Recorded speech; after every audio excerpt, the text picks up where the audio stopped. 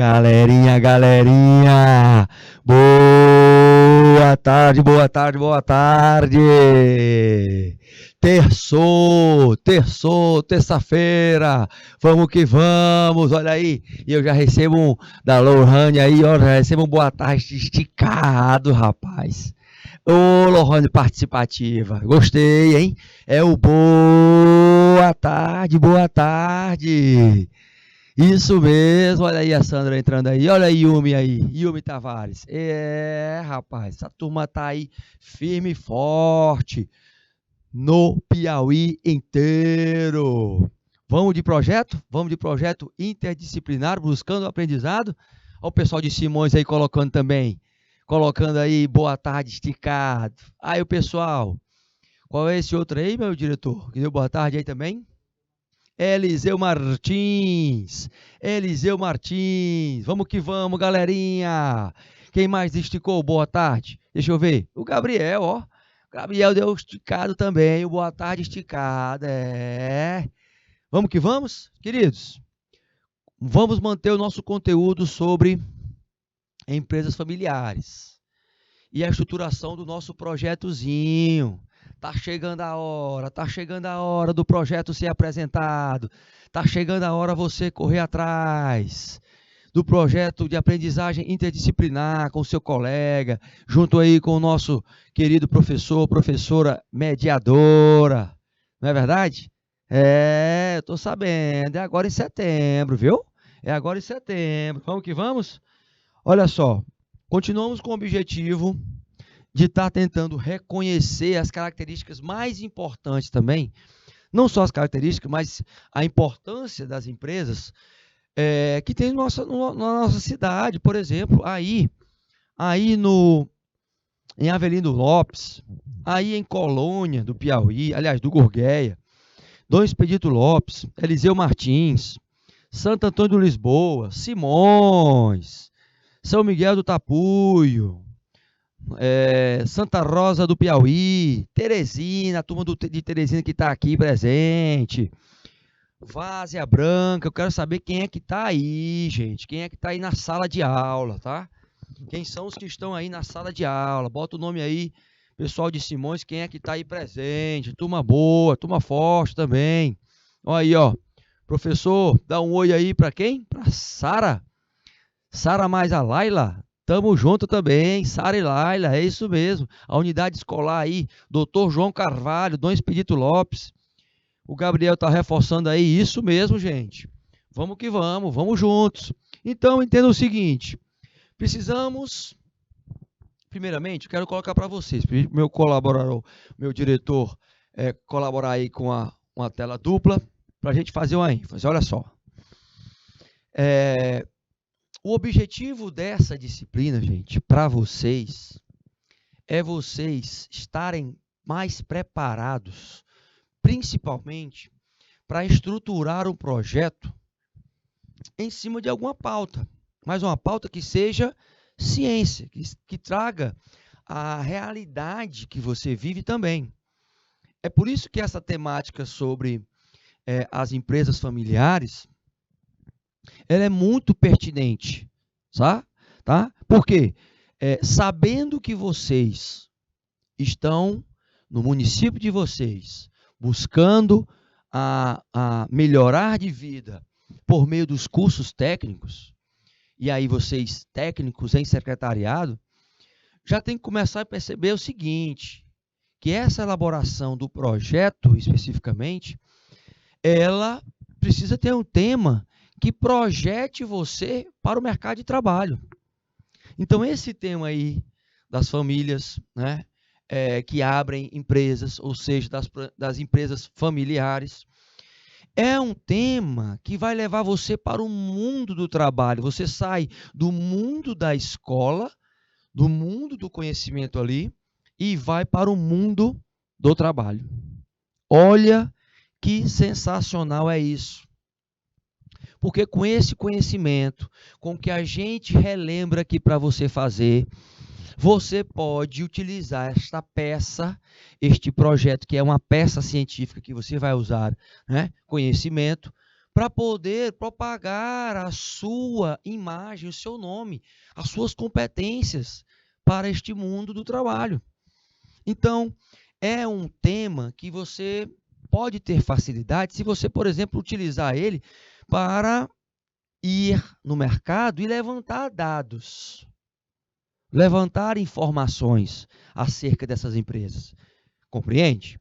Então, veja esse conteúdo como uma perspectiva para você fazer um projetozinho bem estruturado, para você se dedicar muito a esse projeto e ele ser o primeiro trabalho da sua vida escolar, mas também que possa estar te inserindo no mundo do mercado de trabalho.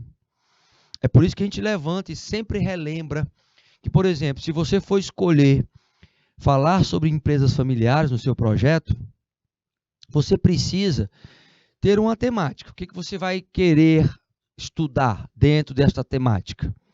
A temática é empresas familiares. 2 pontos. Um estudo sobre a produtividade nas empresas familiares, por exemplo. É uma ideia. Só que você vai ter que correr atrás de outros conhecimentos. Não é só da área específica, tá? Porque aí você vai ter que ter um objetivo geral, 3 objetivos que são específicos, o geral, sempre começando com o verbozinho no infinitivo. Ou seja, vou estudar esse segmento, aí depois vou analisar, vou verificar, vou identificar. Então, você vai abrir frentes para que você atinja durante a execução do seu projeto. Depois disso, você faz todo o levantamento de como justificar o porquê que você escolheu isso, certo? Após isso, você levanta uma hipótese, minha gente. Você levanta uma hipótese, uma pergunta que você vai responder depois que você for pesquisar. Lembra dessa situação que você tem que estar justificando, não é? A hipótese vem depois. Você levanta essa hipótese para depois você responder. Com o quê? Você começa respondendo com a fundamentação teórica. Os autores que falam sobre as empresas familiares, o que eles falam de forma positiva, de forma negativa, as ameaças acerca disso, as oportunidades acerca disso. Então, tendo isso aí, você parte para quê? Para a metodologia. Na metodologia, você vai escolher, eu vou fazer só com pesquisas dos artigos que existem na internet, artigos científicos, certo? Científicos, com fontes científicas. Ou, e aí no caso se caracteriza como uma bibliografia, né? Ou vou fazer o estudo de caso. E aí no estudo de caso, eu vou adotar a entrevista aos colaboradores, por exemplo, de uma empresa familiar, que pode ser uma mercearia, que pode ser um comércio, que pode ser uma farmácia, né? Um supermercado, seja regional aí na sua cidade, entendeu? Olha o campo que você tem para fazer. Olha a abertura desse campo que você tem para fazer. São pautas extremamente importantes, que vão te projetar para dentro do mercado, dentro desse mundo do trabalho.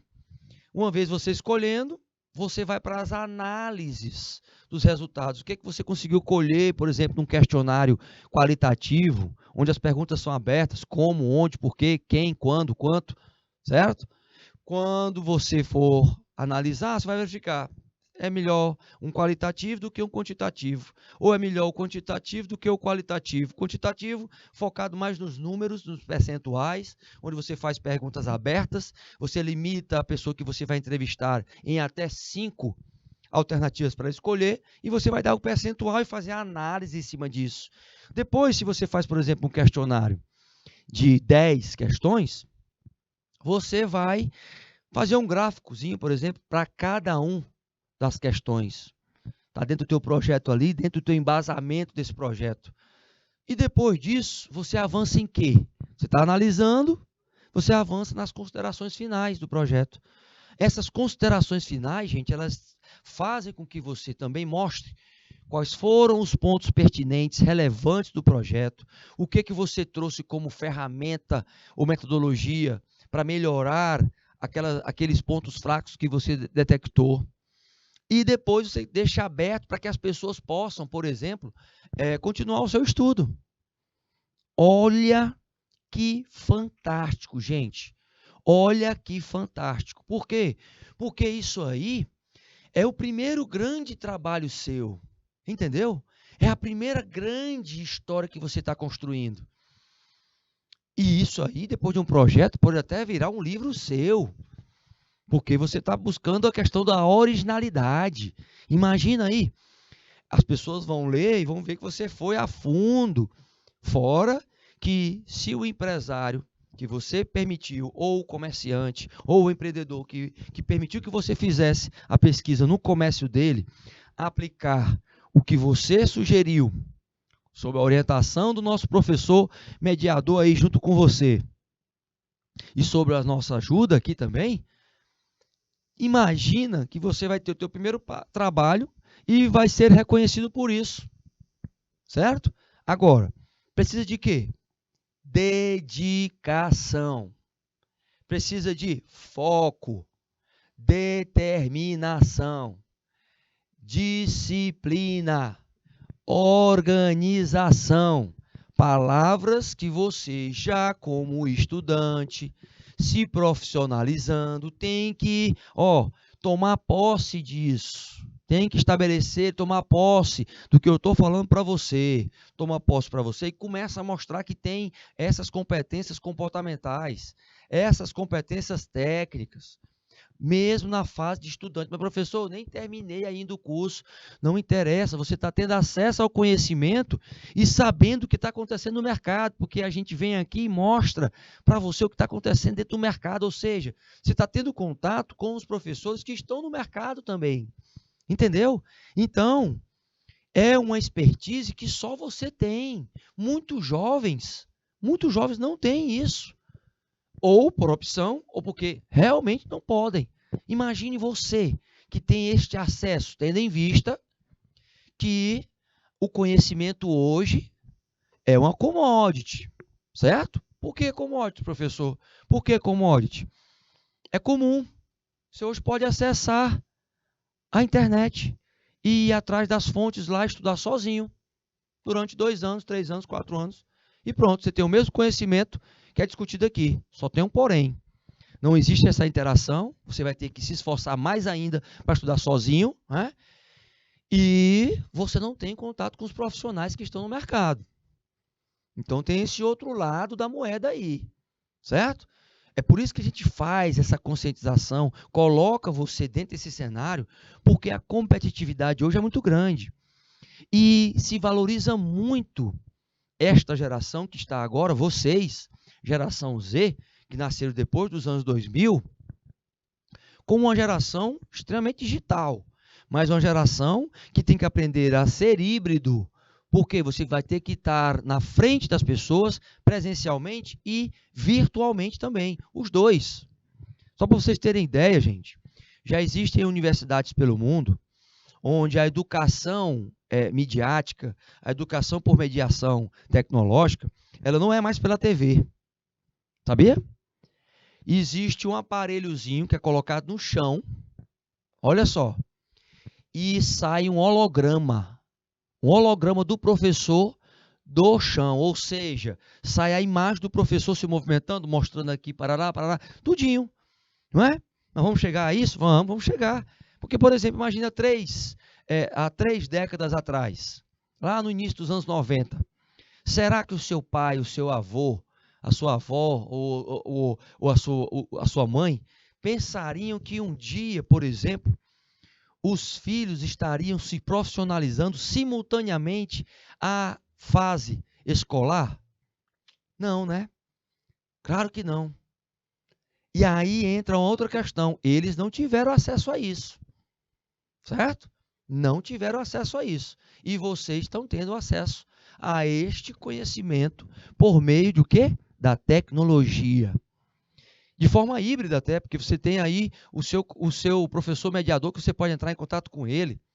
Está representando muito bem, né, o ensino do Piauí. Sem eles, gente, também a gente não teria esta dinâmica toda aí de estar junto com vocês, certo?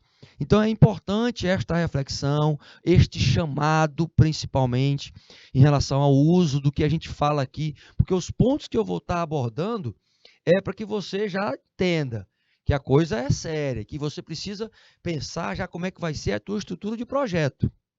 E aí seguir em frente, ok? Voltando para os slides. Então, veja, continuando o que a gente estava falando sobre as empresas familiares. A gente sabe que hoje existem alguns autores que enfatizam a empresa familiar tradicional, que o domínio completo da família, tem pouca transparência financeira e, principalmente na administração, traz uma perspectiva de capital fechado. A empresa familiar híbrida, que eu já falei para vocês, que é o profissional que é exigido hoje, ela detém o controle, ela trabalha num contexto de gestão profissional, nós vamos ouvir falar muito dessa gestão profissional, tá? É imprescindível que você saiba que ela é profissional, por isso que ela vai para o mercado financeiro, ela abre o capital, tá? Quando eu digo abre o capital é aberto, ela coloca à venda as ações dela e negocia essas ações. Só então você entende o seguinte, que isso tudo é para atingir o quê? É para atingir, gente, a produtividade, onde eu posso melhorar a performance da minha empresa com carga horária flexível, com relações melhores positivamente entre os times, trabalhando a inteligência interpessoal, trabalhando a criação e os hábitos mais efetivos de produzir e não estar ocupado, que é bem diferente, a gente já falou sobre isso, a redução do estresse por meio de melhor qualidade de vida para quem trabalha, independente de ser da família ou não, e as rotinas que impactam até mesmo o espaço familiar. É claro, quando a empresa tem aquele aspecto familiar, isso não quer dizer que tem que ser paternalista. Todavia, a gestão de empresas familiares, ela precisa sim. A empresa, ela tem uma influência dentro da família e vice-versa. A maioria das ações que está em poder do mercado vem numa perspectiva de trazer o que está acontecendo no cotidiano. A execução da estratégia, ela faz parte disso. E, principalmente, é-se constatado que toda empresa familiar precisa de processos de profissionalização. Então, é o que você vai ouvir constantemente entre as organizações. Ainda tem muita empresa familiar que age de forma amadora. Quer dizer, sem profissionalização, sem gestores profissionais, o que acontece, gente? Acontece o fracasso. A empresa que age dessa forma, ela vai atuar e vai ficar de forma amadora executando as suas ações, que daí ela está simplesmente fadada ao fracasso. Todavia, no entanto, contudo, instituições como, por exemplo, Sebrae, certo? Sebraezão aí, que é um dos S's mais fortes que trabalham o empreendedorismo. Eles reforçam, então, algumas dicas em relação a empresas familiares. Como é que eu posso gerir uma empresa familiar? O que eu faço de diferente para ter resultados diferentes? Para vocês que estão aí nos grandes municípios que estão nos acompanhando. Primeira coisa, eu tenho que definir algumas situações. Quais são? É importante que os papéis e atribuições de cada pessoa estejam bem definidos. A comunicação, ela tem que diminuir os ruídos existentes. Ela tem que diminuir os ruídos existentes. É necessário que haja muito diálogo entre os integrantes do grupo, ou seja, o emissor e o receptor, gente. Ele tem que estar ali constantemente perguntando se a pessoa entendeu ou não, tendo um feedback. E aí é que vem a comunicação, porque a comunicação ela vai reverberar na remuneração, ela tem que ser igualitária. O que quer dizer isso? É preciso que se tenha uma definição prévia de remuneração para os sócios e investidores, principalmente da família, mas tanto também na remuneração que a gente tem, que nós temos dentro da organização, tanto familiares como profissionais, se estiverem ocupando o mesmo cargo, eles precisam igualmente serem remunerados. Eu não posso ter benefícios para um e para outro, não. Porque isso aí seria falta de quê? Profissionalismo. Sem ele, sem uma atuação profissional, pode ter certeza, eu não atinjo índices de excelência, porque a qualidade é só para você iniciar o teu leque de opções em relação à gestão. Quando eu entro num contexto de fazer parte do mercado, é excelência. Se eu quiser me diferenciar, eu vou para o quê? Para a busca da alta performance, mas fazendo uma coisa diferente para ter um resultado diferente. Todavia, a gente sabe que alguns autores ressaltam algumas situações que são extremamente importantes para este segmento, que você pode colocar no teu projeto. É preciso ressaltar que o primeiro passo para uma empresa familiar se tornar profissional não seria simplesmente a contratação de gestores, não, de administradores, não, que não pertencem à família. Mas o principal é a mudança de atitude. Porque você pode, como eu já vi, várias empresas contratar administradores e não seguir o que eles estão pedindo para fazer. E não concordarem com os gestores. É claro que não tem que concordar com tudo, né? É claro que não tem que concordar com tudo. Mas você precisa, sim, saber que tem que mudar a atitude. E aí, no caso, mudar, o mindset, mudar a mentalidade, assumir que a profissionalização é para melhorar as decisões estratégicas, é para mudar a cultura organizacional, rever os valores, as atitudes, as crenças que são limitantes e o comportamento de todos, quer seja de funcionários e gestores, quer seja do nível estratégico, quer seja do nível tático e quer seja do nível operacional. Então, nesse contexto todo, você começa a compreender o seguinte: existem alguns passos que precisam ser relembrados. Que passos são esses, professor? Está bem aqui. Estabelecer quem vai trabalhar ou não na empresa da família. Quem é que tem competência. A questão aí não é confiança, porque confiança não tem nada a ver com competência, tá, gente? Você vai ver muito sobre isso. Definir as responsabilidades de cada um, inclusive na resolução de problemas, porque nós somos pagos para resolver problemas. Nós não somos pagos para estar só encontrando os problemas, não. Mas eu tenho que saber sobre isso e tenho que esclarecer o nível de autonomia de cada um, em todos os níveis hierárquicos, operacional, tático e estratégico. Eu tenho que fazer isso, meus queridos. Eu tenho que reforçar que precisamos saber sobre como nós podemos estar utilizando os bens. Existe uma criação contínua de uso do patrimônio da empresa. E o patrimônio da empresa é da empresa. O da família é da família. Agora, a definição de remuneração, por exemplo, né, de forma mais clara para todo o corpo de trabalhadores com relação à doença, à pensão, caso de falecimento, isso aí tem que estar bem definido e estar respaldado pela CLT, principalmente, estabelecendo um fator que é discutido e muito, nós falamos isso na aula passada, a sucessão familiar. Às vezes não é o filho que consegue, porque o filho não tem competência para isso. Às vezes é alguém que tem que ser profissional ao ponto de estar avançando em decisões mais mercadológicas. Então, isso tem que ter um aval e uma discussão por parte do conselho familiar. Muitas das vezes isso acontece. No entanto, esse processo de profissionalização, meus queridos, ele está bem aberto em relação a alguns cuidados que precisam ser redobrados. Tá? Por exemplo, quando comparado às empresas que não possuem essa característica em relação à organização que tem, você vê que existe fortes laços de relacionamento e esses relacionamentos entre sócios, familiares e herdeiros, eles condicionam e evitam, às vezes, conflitos que podem até ser positivos. Conflitos positivos. Laços estes que, às vezes, eles se estendem culturalmente, historicamente, pela questão do consanguinidade, trabalhando na perspectiva de resolução de problemas, porém, eles fazem aumentar os problemas. Por quê?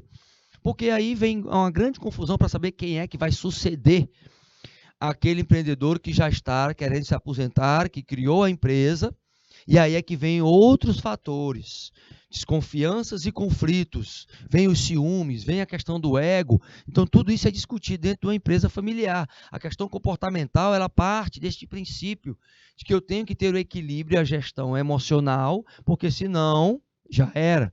Todavia, veja o seguinte, quando eu entro no estudo do sucesso das empresas, alguns autores, eles reforçam esse sucesso na gestão das empresas. Olha só como é que eles falam. O sucesso de uma boa profissionalização da gestão em uma empresa familiar passa, veja bem, passa pela certeza, outra palavrinha forte, de que os dirigentes possuem habilidades e competências suficientes para desenvolver as funções empresariais. Então, se eu não tenho essa certeza, como é que eu vou colocar uma pessoa que não tem competência para executar a função? Parte daí a necessidade das famílias estarem engajadas na empresa, mas engajadas de uma forma, de um pensamento, tá? Uma mentalidade profissional. Tenha pessoas que tenham autoconhecimento técnico, científico, mas prático também. Porque não é só teoria. A teoria ela foi construída com base na prática, com aplicação de métodos. Que tipo de métodos seriam esses, professor? Seriam esses daí. Olha só. Olha só onde a gente inicia sempre. Nós temos 1, 2, 3, 4, 5, 6, 7, 8. 8 situações que estão aí estabelecidas como critérios científicos. Olha o que tem no centro, gente. Competência conceitual, certo? Na competência conceitual, perceba uma coisa, que você precisa saber fazer. O saber fazer aí está no 2 e no 3. Saber fazer com criatividade e com inovação, mas também com capacidade de se adaptar às mudanças. O que a gente vê nas empresas familiares, a gente que está no mercado constantemente prestando consultoria nessa área, meus queridos, é que ainda há uma limitação de adaptação às mudanças. É que por parte de alguns familiares, ainda eles não entendem que é importante você ter pessoas estratégicas que não sejam da família, por exemplo, em algumas posições. Por exemplo, às vezes você pega a experiência de quem tem uma movimentação tecnológica muito forte, ou seja, sabe usar a tecnologia para ganhar clientes, trabalhar clientes dentro das empresas, e você não aproveita da forma positiva. Isso é você pegar pessoas que sabem fazer. Quando você vai para a competência técnica, por exemplo, a competência técnica aí, meu querido e minha querida, é você saber. Você tem o conhecimento, ok, você tem o conhecimento do mercado, você tem o conhecimento do monitorar o ambiente, tá? Você já está habilitado para o saber. Mas qual vai ser o diferencial? É você saber fazer e saber agir. Saber fazer e saber agir. O saber faz parte do conhecimento. Por exemplo, vocês estão sabendo agora. Vocês estão com conhecimento. Agora, e fazer? Como é que é essa história aí? E fazer? Veja que dentro do ciclo, nós temos 8 pontos a serem abordados nessa competência conceitual. 8 pontos. Os eixos da competência conceitual que cruzam com os eixos da competência técnica, certo? Que cruzam com o eixo da competência humana. Nós temos o saber fazer lá numa ponta e o saber agir na outra, competência humana. O agir aí, gente, ele vai seguindo uma temática voltada para a proatividade. Voltada para a proatividade, a liderança como perspectiva de trabalho em equipe. Liderança que ela está ligada à sua perspectiva de ser autolíder primeiro, de trabalhar em equipe e ter esse espírito de equipe. Opa, então é claro que esse raciocínio ele é abstrato. É claro que vai entrar em quê? Em uma competência conceitual. Ele está no eixo ali, ó, de competência conceitual. A competência conceitual, gente, ela pega o 8, o 1, o 2 e o 3. De novo, o conceito, o saber fazer, o raciocínio abstrato, o planejamento como ferramenta de gestão, criatividade, inovação e adaptação. 8, 1, 2 e 3. Agora, o que você pode perguntar?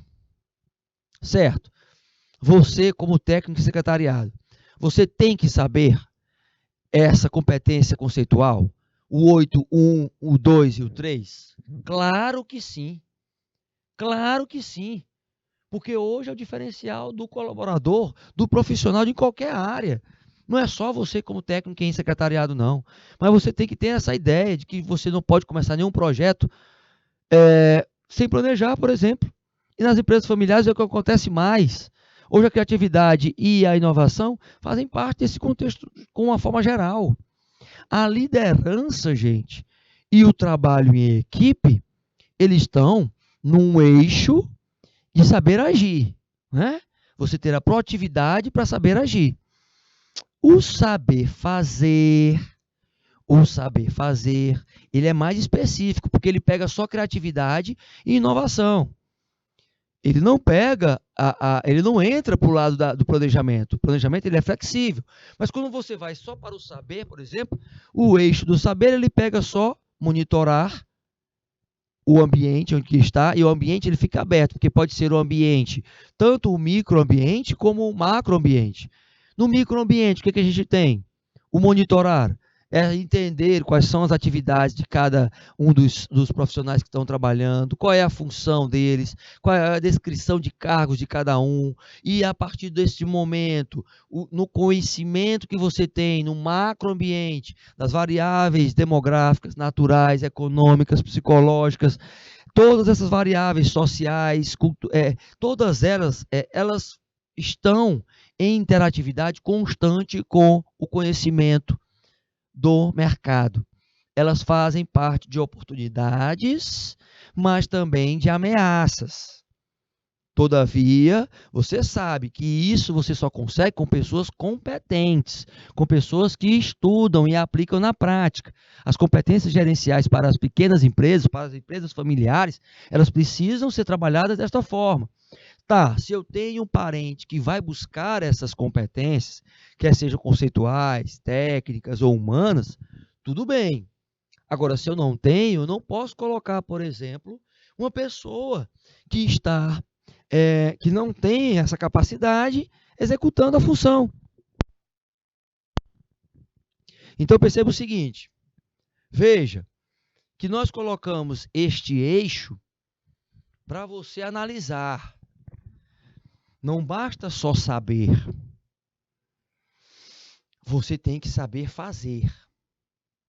E esse saber fazer, ele é continuado pelo seu comportamento, pela sua competência humana de agir. O agir como líder e o agir com uma perspectiva de espírito de equipe. Tendo em vista sobre isso, a discussão fica até mais fácil sobre as empresas familiares, porque você tendo o conteúdo e sabendo sobre isso, você pode argumentar, por exemplo, na estruturação do seu projeto interdisciplinar, trazendo várias outras disciplinas. Porque o detalhe é que numa empresa familiar, os objetivos são a propriedade e o controle sobre a empresa, o poder que a família exerce sobre a empresa, a intenção de transferir a empresa para futuras gerações, permanecê-la, é claro. A ênfase aí é essa, tá? Porém, entendendo que a flexibilidade organizacional ela vai repercutir, né, principalmente se você tiver capacidade de inovação nas próximas gerações. Aí a gente entra com uma outra leitura. Me digam aí, que imagenzinha de animal você está vendo bem aqui? De verde, com as patinhas aí. Qual é o animalzinho que vocês estão vendo aí? Ó, Gabriel Moura, Yumi Tavares, Gabriela, né? Novas, Lohane Alves, quem mais? meu diretor, Maria Sônia Rodrigues, turma forte aí. Que imagem é esta aí? Fale aí, veja se alguém já colocou aí, vamos ver. Quem mais? Olha aí, rapaz, a Lohane. Não é brincadeira não, a Lohane é aluna nota 10. Aí vem o Caio Santos, botou a tartaruga. Isso. Para você melhorar esse processo, porque a imagem da bichinha, ela é uma imagem de lentidão, porque ela está vivendo no tempo dela, ela faz quando ela quer, ela não tem pressa. Por que a tartaruga vive 100 anos? Porque é mais de 100 anos. Porque ela não se estressa com nada, entendeu? Então, se isso acontece numa empresa, né? Por isso que o nome está processo em cima da tartaruga. Por quê? Porque se o processo é lento, é porque você não fez a pergunta como nós vamos monitorar, como nós vamos fazer, como nós vamos, quem vai fazer, o que vai ser feito. Porque aí a empresa vai se arrastar. E o se arrastar, gente, hoje é perca de dinheiro. Você está perdendo dinheiro. Esse perder dinheiro mostra o seguinte, que a empresa não vai continuar, certo? E aí eu venho com algumas metodologias. Durante o projeto, você pensa, por exemplo, eu quero acelerar os processos dentro dessa organização, dessa empresa familiar. Eu posso usar, por exemplo, uma ferramenta chamada BSC. Vocês lembram? Quem não lembra, é daquela nomenclatura, Balanced Scorecard, o BSC, né? A Vitória lá também falou, que é uma tartaruga, a Vitória lá de Várzea Branca, falou também pelo IPTV, estou vendo aí agora, show de bola, minha querida, pela participação, continue assim, hein? Continue assim até o final. Então, você pode aplicar o BSC, aí você pode pensar o seguinte, tá, o BSC seria o quê? Seria o método. O método que você vai estar aplicando. Opa! Sendo o método, então eu tiro daqui, tá? Tá certo? Que é com quem vai fazer e vou colocar aonde está certo. O método que você vai utilizar é o instrumento de mapa estratégico, o BSC, que automaticamente ele é a personificação de estudo de alguns indicadores. Por exemplo, eu vou estudar o que eu vou fazer, com quem eu vou fazer. Eu vou fazer com os clientes. Os clientes aqui, meus queridos, são clientes internos e externos. Tá, o que eu vou fazer? Eu vou fazer com eles. Só que é o que eu vou fazer. Então, você vai fazer em cima dos processos. Aí você tira daqui, já não é a resposta daqui, e você vai para o quadrante certo. É com quem eu vou fazer. Com quem eu vou fazer? Aqui seria os clientes. Clientes internos, pessoas que estão nas suas funções envolvidas para buscar realizar essas ações, para repercutir no quê? Nos clientes externos. Então, eu tenho clientes internos e externos dentro de um quadrante. Tá, o que eu vou fazer? Eu vou buscar primeiro trabalhar os processos internos. Os processos internos. Mas, professor, os processos já estão aqui? Opa, então a maravilha, se eles estão aqui, a gente tira esses processos daqui, deixa ele dentro lá e vai buscar o com o que fazer. A infraestrutura que é necessária para você buscar essa realização. Você tem que começar a entender que você vai ter que aprender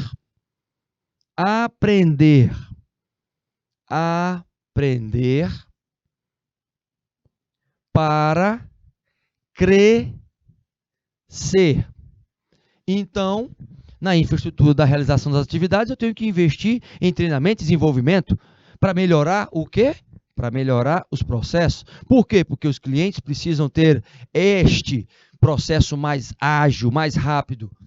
E aí, você tendo pessoas competentes, já aprendendo para crescer, este crescimentozinho, ele vai precisar de um outro fator, de indicadores, de processos que eles possam ser controlados. E para ser controlado, eu preciso de investimento. Então, se eu preciso de investimento, como monitorar? Por meio dos indicadores financeiros. Ou seja, eu tenho as 4 perspectivas aí do Balancete Scorecard, que é um método a ser utilizado. Este é o método a ser utilizado, mas os processos já estão aqui dentro.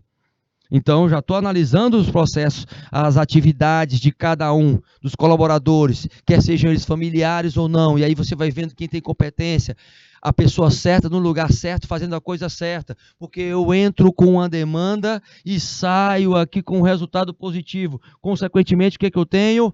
Eu tenho lucro, meus queridos. Eu tenho lucro. Olha só como você pode pegar no teu projetozinho de aprendizagem, na construção e identificando que tem problemas dentro de uma organização, dentro de uma empresa familiar, por exemplo, você pode aplicar o BSC. E este BSC, ele vai ser a solução para aquele levantamento de pesquisa que você fez, te impulsionando para o mercado também. Sabendo disso, você começa a refletir sobre o seguinte: eu tenho que ter o planejamento estratégico, eu tenho que estruturar isso. Geralmente, dentro do planejamento estratégico, se usa outras ferramentas. Você pode sugerir, por exemplo, para resolver o problema, dentro desse planejamento estratégico das empresas, trazer longevidade para as empresas familiares, o 5W2Hs. Lembra do 5W2Hs? Pois é, o planozinho de ação. 5W2Hs. Plano.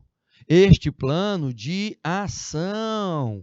Uma vez tendo o plano de ação, você já vai ter que fazer com que todos os níveis estejam engajados, inclusive os diretores, porque se eles não tiverem, que estão lá no nível estratégico, não tiverem comprometidos, o tático, os gerentes, os supervisores do operacional não vão realizar as tarefas. Lembrando que tudo que é pensado a nível estratégico é de longo prazo. Tudo que é pensado num posicionamento de gerenciamento é de médio prazo.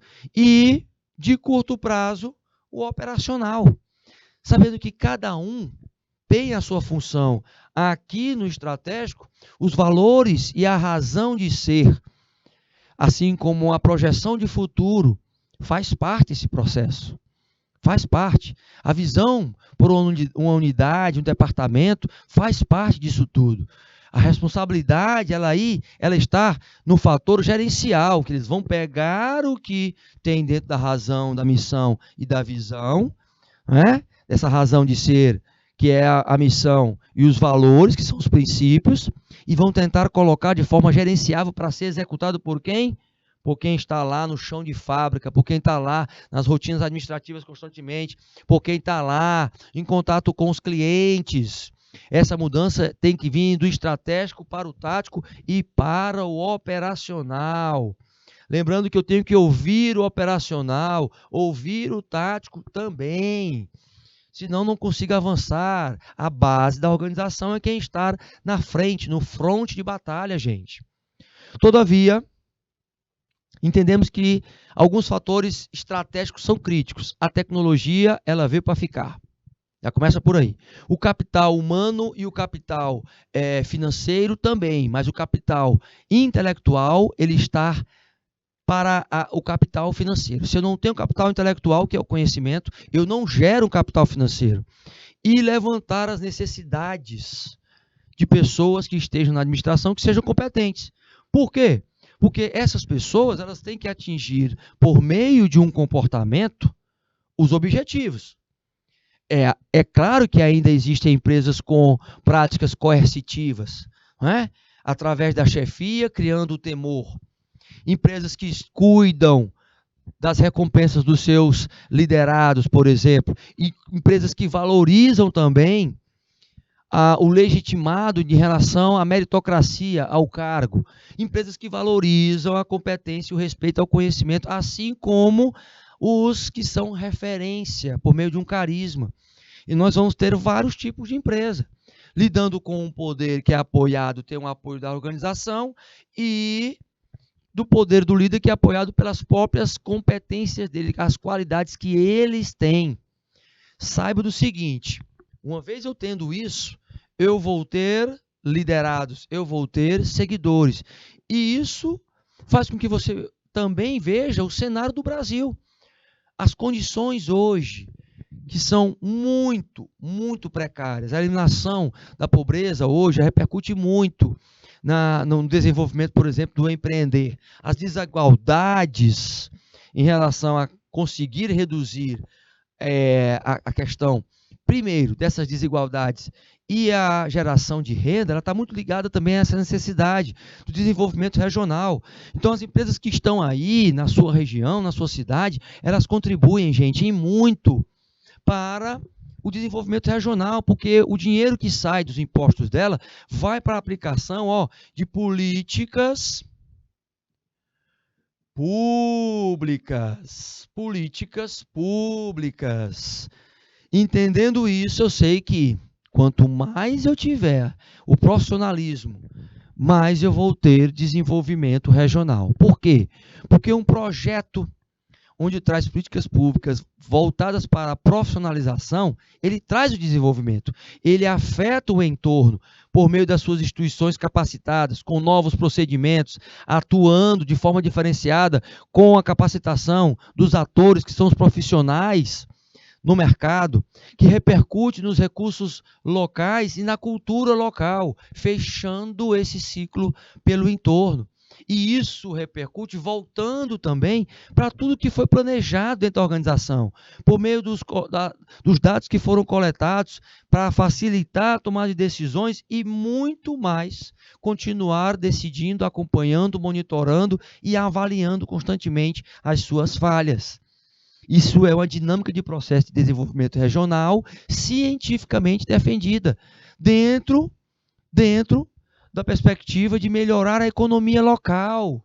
Então, isso tem uma repercussão enorme, gente. As empresas que estão aí, na sua localidade, elas precisam, por exemplo, ter acesso a esse contexto. Então, a gente sabe que as universidades, o poder público, de uma forma na esfera federal, estadual, municipal, tem esta obrigação, mas nós também precisamos estimular.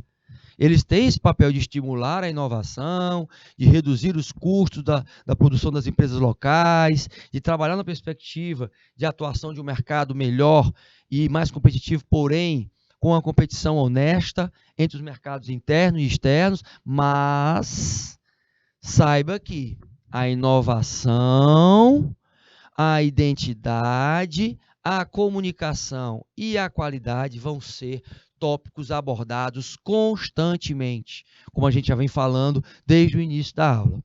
Vão ser tópicos abordados constantemente. Aprendam que durante todo o crescimento, por exemplo, das regiões, a teoria do crescimento endógeno, que afirma que a região tem dentro de si as suas fontes para o seu próprio crescimento, tem como trabalhar isso, principalmente em tempos de globalização, de você potencializar a ação, por exemplo, gente, das cooperativas, tá? O início buscando uma mobilização para atrair empresas de maior porte para a região, isso são ações de desenvolvimento regional.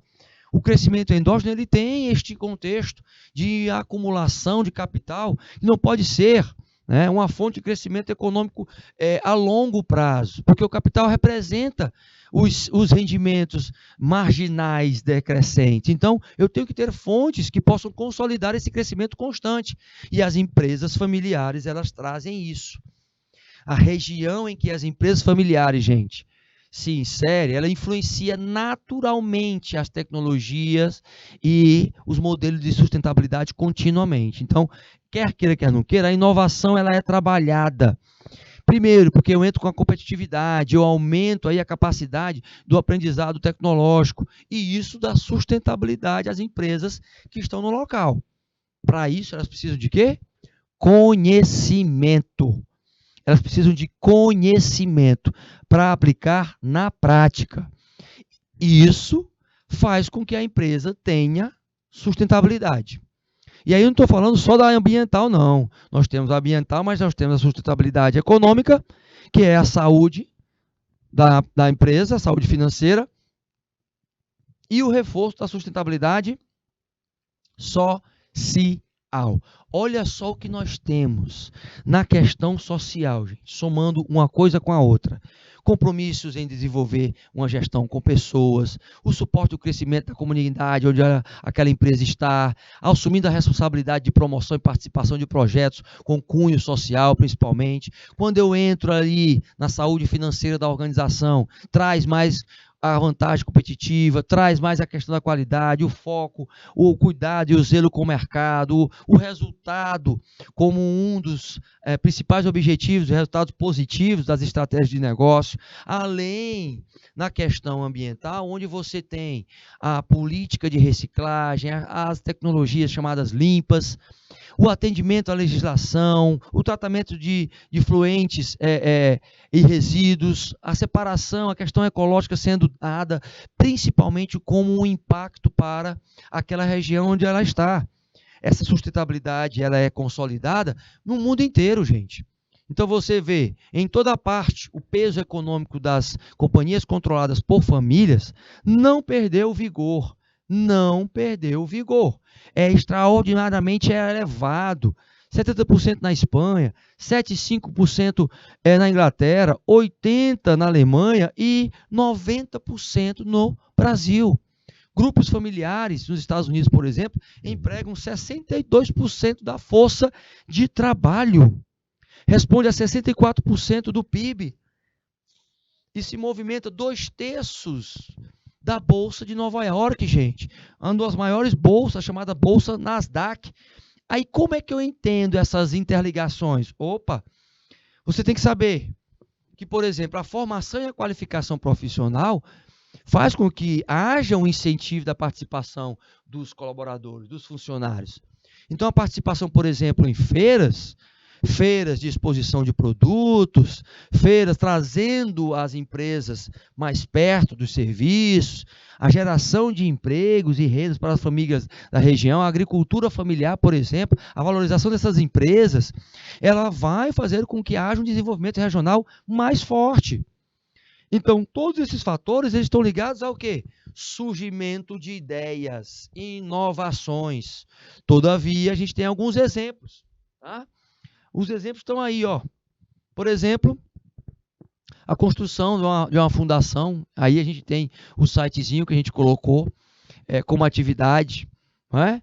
Colocamos como atividade para complementar, falando sobre um pouco dessa questão das empresas asiáticas.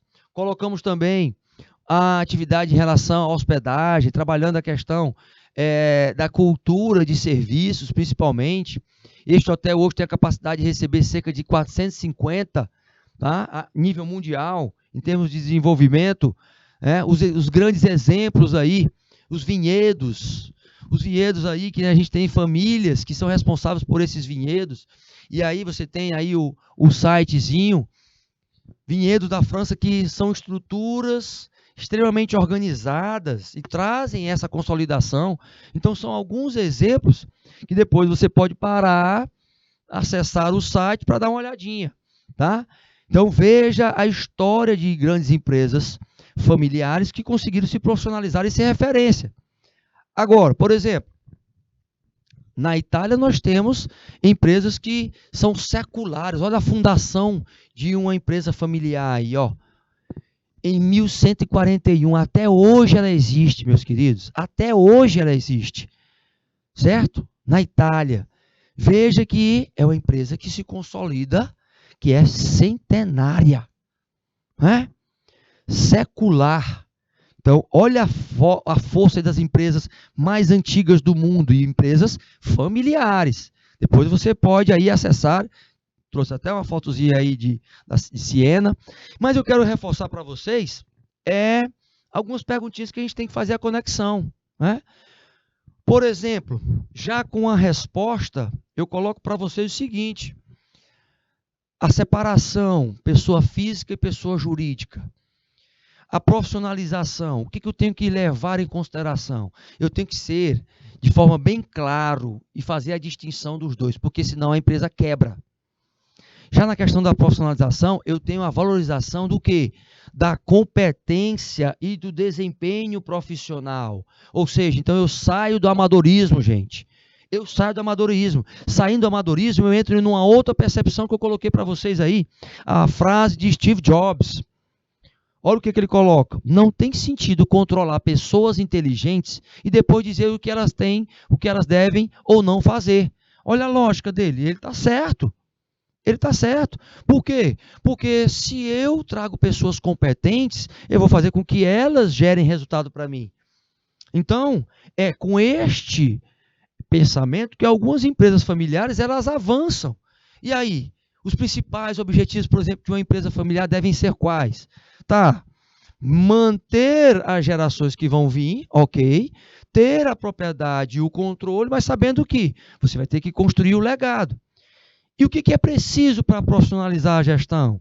Não basta contratar os gestores. Lembra que eu coloquei isso? Eu tenho que ter uma mudança de atitude, uma mudança de mentalidade, para que eu possa ter uma repercussão na mudança de cultura. E cultura nós sabemos que tem valores, crenças, atitudes, comportamentos que precisam ser reeditados. Moral da história, meus queridos. Moral da história. Presta atenção aqui do teacher. O objetivo é você pegar esse conteúdo, tomar posse dele e colocar como um dos principais temas para você escolher para o seu projeto. Tá certo? Eu vou aguardar isso. Tá bom? Vamos fazer um intervalozinho de 20 minutinhos e retornamos com a próxima disciplina. Ela está pegando fogo. Pegando fogo. Tá bom? Fui!